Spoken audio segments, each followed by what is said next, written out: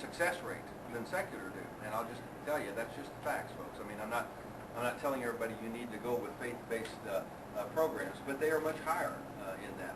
We've tracked that. We believe the reason is secular programs will put young men or women through a program, and when you finish your time, where do you go? You go back to that very environment, basically, while you're restricted from hanging out with known felons, etc. You go back to that very environment.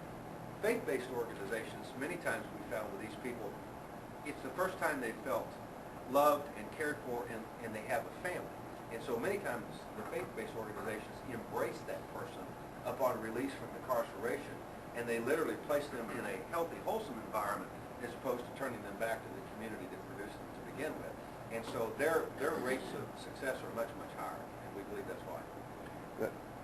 Thank you. The second part is, I thought I had read somewhere that we have in Escambia County set up something like Sheriff Joe Pio has out in Arizona, where when you're incarcerated, you're not sitting there with internet and everything. You're working on a farm, you're growing your... We haven't done that. No, the laws from state to state are different, and let me give you a reality bite on Joe Arpaio. A day doesn't go by that I don't get an email. You know, how come you're not doing what Joe's doing in Arizona? Well, two things. I'm not in Arizona, and I'm not Joe Arpaio. And the laws from state to state are different. And what you don't know about Sheriff Arpaio, which, by the way, I greatly admire. I think he's, you know, he's a taking on the chin guy, and I mean, he does a lot of good things. But he also has his community tied up in multi-million-dollar lawsuits, which the community's paying for. So, folks, you've got to be rational in some of your approaches, and there's some things you have to back away from. Why? Because the rate of return on your investment is just not there. And so, again, as I told you earlier in this presentation, don't continue to buy a product that's not selling. You know, you're headed for disaster if you do.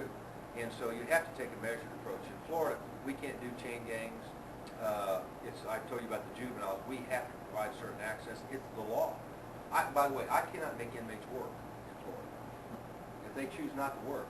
Now, we've got the road camp, which I don't run the road camp, by the way. That comes under the county administrator and the county commission.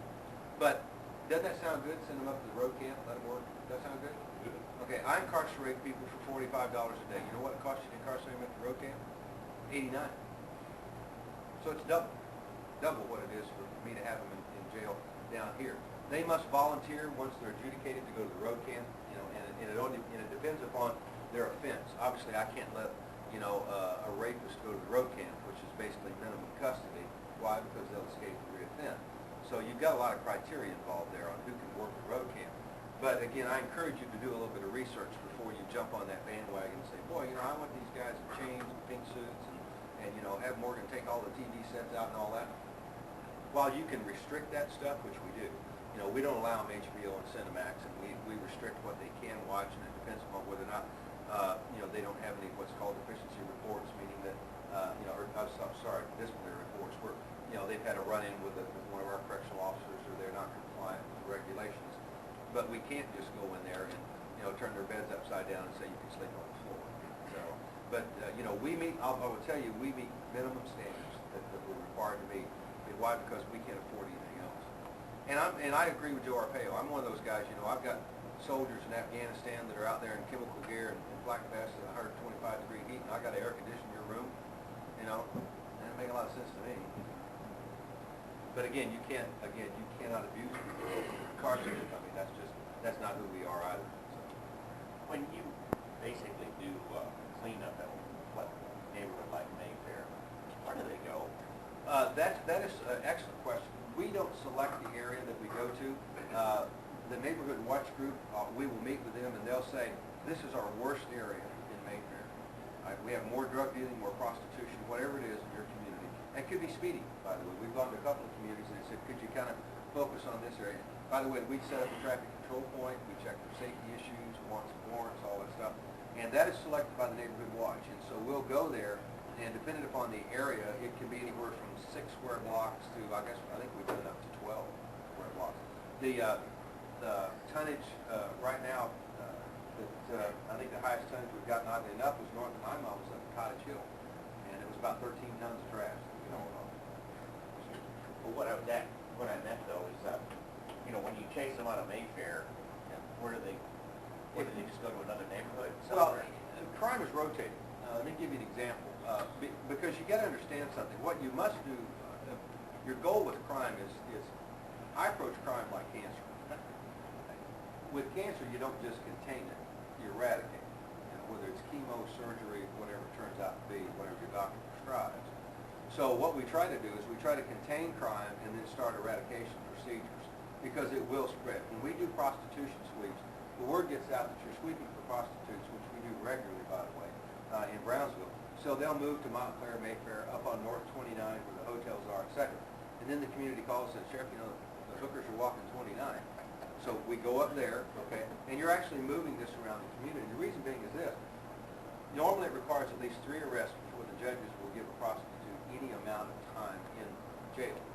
So I've got to arrest them 3 times. They're just revolved out, okay, and they go back on the street.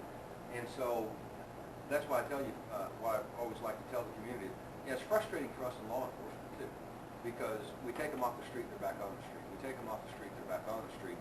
And it's, yeah, but you know what I tell my young guys, you know, this is like cleaning your house, mowing your yard, okay? You don't mow the grass one time and say, well, I did that, it's over, okay? Why? Because the grass grows back. You've got to get out there and mow the yard again. And so it's a maintenance process. Successful law enforcement is being consistent in your approach and using the best techniques that we have. But you do move the crime around in those areas. What we do on the sweeps is, especially when we're doing warrant service, our TAC team is involved. We have additional patrols out there from traffic. We have 2 traffic officers to set up a traffic checkpoint, and we serve the maximum number of warrants for that area that we can serve. So we take some of the worst elements out of the community. But crime does rotate. And by the way, the gangs are part of that process too. Our gangs in Escambia County are very mobile. We've arrested gangs out of the north part of the county selling drugs out pretty to people. So they're not respecters of territory. My question has been, how do the gang members get the spray cans into the cells to spray paint the gang members? Well, they don't necessarily use spray paint. Okay. They'll use charcoal from something that they burn. Oh, let me tell ink, part of the lead from a pencil. Okay. Yeah, I don't know if any of you watch some of the HBO things, but I'll tell you, prisoners are very good at making weapons and secreting things in there. I mean, they'll hide them in their, body cavities. Yeah. And unless you do a full body cavity search, you won't find where they've got bodies. What about, since we, the population, are creating the prostitution and the panhandlers, what about educating articles with the newspaper that explain? And I think a lot of people don't understand the reason the panhandlers. It's not that they don't know where to go to get help. We're going to do some additional public service announcements on that. But on the other end of that, I can tell you, a little over a year ago, Dr. Lanza, who heads our county health department, he and I have partnered with some of the prostitution efforts that we were going through. He put out the stats. We lead the nation in HIV and hepatitis. Here? Yes. Wow. And Congratulations. it is communicated by the prostitutes. Okay? Yeah. Now, you would think, again, see folks, That's a good advertising campaign. That yeah, ought to let me- slow it down. yeah, let me caution you folks on that. That's a soundbite answer. It makes us all feel good, okay? And that has become such a cliche. But what's the answer? Education. Education's the answer, okay? Education. All right, anybody here not know that smoking is bad for you? Okay. Anybody here not know smoking is bad for you? But people continue to smoke, don't they? Why? Because it's a personal choice. It's a lifestyle decision in many instances. I enjoy it. I do whatever. And guess what? That is your choice to do that. Okay? It's a legal substance. We talk about education to make, I'm convinced, society to feel good. I don't think we're making a lot of progress in that area, and that's part of, again, getting your head screwed on straight. I think we need to accept that there will be a certain amount of aberrant behavior within society that we just need to knuckle down and understand we've got to contend with. Because I think there's a lot of people that don't understand that the reason the panhandlers are there because they're giving them money. I don't think they know that. Well, again, we're going to do that.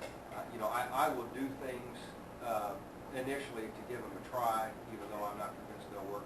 I don't think that will. Let me give you the answer back. It's my right to play who I want. you're telling me I can't be compassionate? I'm not saying we Yeah, can stop yeah. it, but The reason why is because I've had these discussions with groups before, and I've hammered away hard at that again, folks, if you quit giving them money, they'll go away. I feel sorry for people. Now, I'm sorry, Sheriff, you're not compassionate. I'm sorry, you should be compassionate. I, on the other hand, am compassionate. And so when I see someone that I feel needs some help, I've been there. You know, I was a single mother, parent, whatever, and I didn't have any money. these aren't people that need help. I'm just telling you what, this is the thought process of people. And again, I can't say you will not give them money.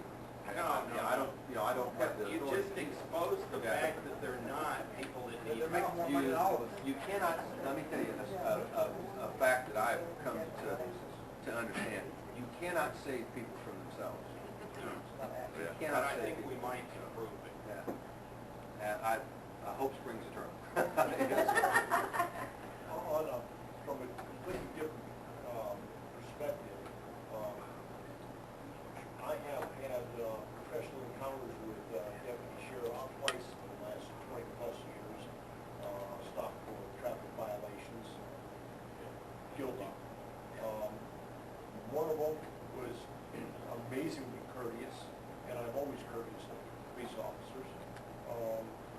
The other one was a complete jerk, well before your tenure. But I still have a few what of those. response, what are you doing internally to help your relations